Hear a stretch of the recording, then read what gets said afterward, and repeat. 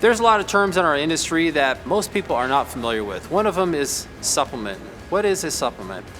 When your vehicle is initially assessed, an estimate from your insurance company, that's going to do the basic analysis of what an insurance adjuster can see on the vehicle. So once a vehicle is disassembled, we'll be able to put together a repair plan that is detailed and has a lot of information. So that detailed plan is accurate, and that's going to be actually how your vehicle needs to be repaired.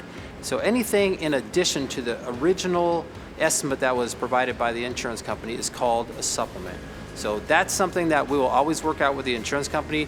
They are committed to have your vehicle fixed correctly, and they're willing to pay for it once we give them all of the information. The supplement is something that insurance companies pay on a regular basis, and most vehicles will have a supplement before it leaves. Our repairs will be done according to the manufacturer's specifications, and this will allow us to have a lifetime warranty on the vehicle.